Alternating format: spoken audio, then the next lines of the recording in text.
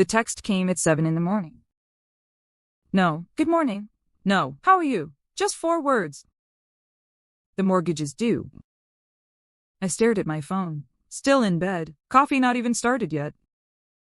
My mother hadn't called me in 3 weeks, hadn't asked about my life in months. But she remembered when the mortgage was due. I read the message again, felt nothing. Then I typed back 3 words. Not my problem. I hit send. Then I turned off my phone and went back to sleep. The call started an hour later. I didn't answer. I was at work by then. My phone buzzed in my drawer, over and over. Mom, Dad, Mom again, my brother. I let them all go to voicemail. At lunch, I finally listened. My mother's voice was sharp, panicked. What do you mean? It's not your problem. We need that money. Call me back immediately. My father's message was shorter, annoyed. Your mother is upset. Fix this. My brother didn't leave a message, just called twice and hung up. I deleted them all. By the time I got home, there were 15 missed calls. I made dinner, watched a show, went to bed. The next morning, my mother called at 6. I answered this time. Hello? What is going on with you? Her voice was cold. Nothing's going on. You said the mortgage isn't your problem. It's not. Silence, long enough that I almost thought she'd hung up. We've always been able to count on you, she said finally. I know. So what changed? I took a breath, let it out slowly. I saw the will. Another pause, this one sharper. Who showed you that? Does it matter? That was private. It's a legal document, Mom. It wasn't hidden. You had no right. I had every right. I'm named in it. Or not named, depending on how you look at it. She didn't respond. You're leaving everything to him, I said. My voice stayed level, calm. The house, the savings, the cars, everything. We can explain. I don't need an explanation. It's your money, your choice. Then why are you being like this? Because it's also my choice, and I'm choosing not to pay your bills anymore. That's not fair. I almost laughed, almost. Fair? You make more than your brother. You know he's still figuring things out. He's 34. He's trying. And I've been helping pay your mortgage for 3 years, your car insurance, your property taxes. We needed help. I know, and I gave it, every single time. My mother's voice shifted, softened, the tone she used when she needed something. Sweetheart, we appreciate everything you've done. But not enough to leave me anything. It's not about appreciation, it's about need. Your brother needs the security. And I don't. You've always been fine on your own. There it was, the same line I'd heard my whole life. You're fine, you're capable, you don't need help. You're right, I said. I'm fine on my own, so I'll stay that way. You're being selfish. Maybe. Your father and I raised you better than this. You raised me to take care of myself, so that's what I'm doing. She was quiet for a moment, then her voice went hard again. So you're just going to abandon us? I'm not abandoning anyone. I'm just not paying your bills anymore. We can't afford the mortgage without you. Then sell the house. This is our home. The home you're leaving to my brother. He's going to need it more than you. I closed my eyes, felt the old familiar weight settle in my chest. You've been giving him money his whole life, I said quietly. Bailing him out, covering his rent, paying his credit cards, and I've been helping you do it. He's had a harder time. Because you never let him fail. You never let him figure it out. You just kept rescuing him. With my money. That's not fair. No, it's not. My mother's voice cracked, just slightly. I don't understand why you're doing this. Because I finally realized something. What? You don't need me, you need my wallet. She sucked in a breath. That's a horrible thing to say. It's true though. We love you. I know you do, but you love him more. And that's fine. It's always been that way. I just didn't see it clearly until now. You're twisting this. I have to go, Mom. Wait. I hung up. My hands weren't shaking. My voice hadn't broken. I felt calm, clearer than I had in years. I blocked their numbers, all three of them. Then I made coffee and got ready for work. I didn't hear from them for 2 weeks. I assumed my mother had found another way. She always did. Maybe my brother finally stepped up. Maybe they borrowed from someone else. Maybe they figured it out. I didn't ask, didn't check. For the first time in 3 years, I looked at my bank account and saw money still there at the end of the month. Not much, but more than usual. I paid down my credit card, the one I'd been carrying a balance on since I started helping them. It felt strange, keeping my own money. Then my aunt called. I'd forgotten I hadn't blocked her. Hey, she said. Her voice was careful. You okay? I'm fine. Your mom called me. Of course she did. What did she say? That you're refusing to help them anymore. That you're being unreasonable. I didn't respond. Is that true? My aunt asked. Depends on how you define unreasonable. She sighed. What happened? They're leaving everything to my brother. The house. Everything. And they still expect me to pay their bills. My aunt was quiet for a long moment. I didn't know that, she said finally. Neither did I, until recently. That's not right. It's their choice. But you've been helping them for years. I know. And they didn't even tell you?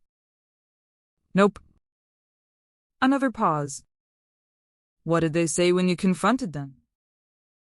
That my brother needs it more, that I'm capable, that I'll be fine. Jesus. My aunt exhaled slowly. I don't blame you. Those 4 words hit differently than I expected. You don't? No, they've always done this, treated you like you don't need anything because you don't ask for it. I thought I was imagining it. You weren't. I've seen it since you were kids. He'd mess up and they'd fix it. You'd succeed and they'd barely notice. Why didn't you ever say anything? I did. Once. Your mother said I didn't understand, that every child is different, that you didn't need the same attention. I leaned against my kitchen counter, felt something loosen in my chest. Thank you, I said quietly. For what? For seeing it. Of course I saw it. Everyone saw it. They just didn't want to admit it. We talked for a few more minutes. She didn't try to convince me to change my mind. Didn't guilt me, just listened. When we hung up, I felt lighter. The next day, my brother found a way to contact me, email. The subject line, we need to talk. I opened it.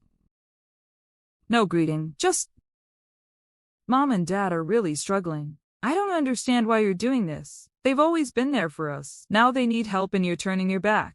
That's not who you are. Call me. I read it twice.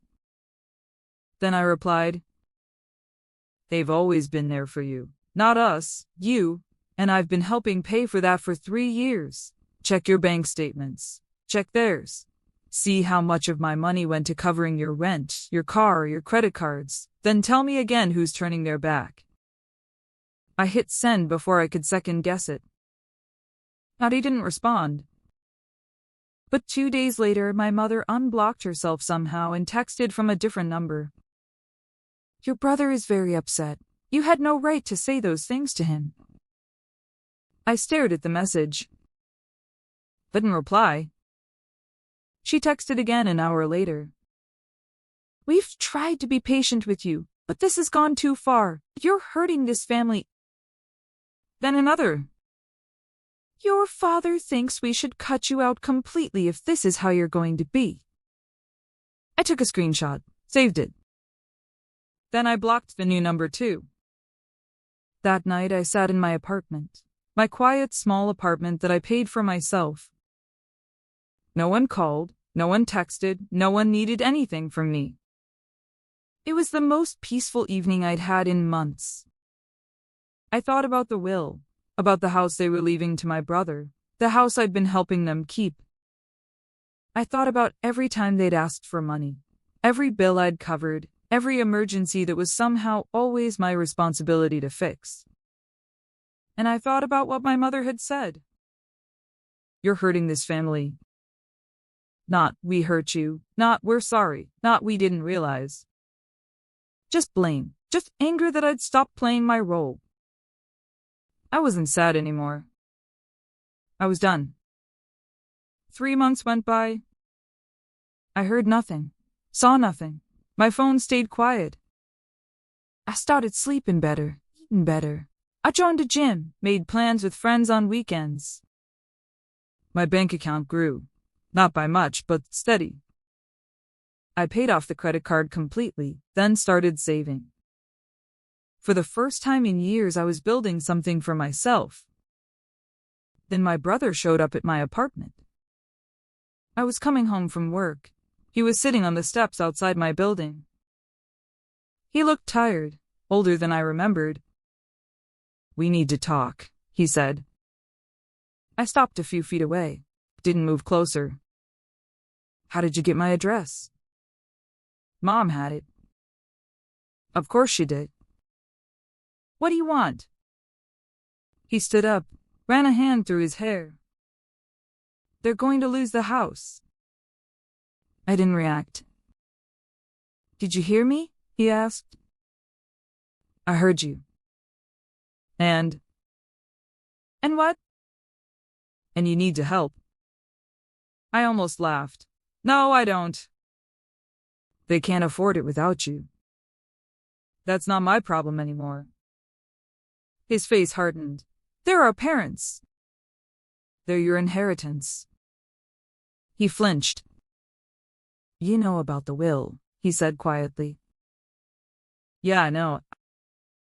It's not what you think. It's exactly what I think. They're leaving you everything, and they still expected me to pay their bills. They were going to change it. When? He didn't answer. When were they going to change it? I asked again, louder this time. I don't know. Eventually. After I paid how much more? 5,000, 10, 20? It wasn't like that. That's exactly what it was like, and you knew. You've always known. He looked away. I didn't ask for any of this. You didn't have to. They gave it to you anyway. I'm trying to get my life together. For 10 years you've been trying, and they've been funding it, with my help.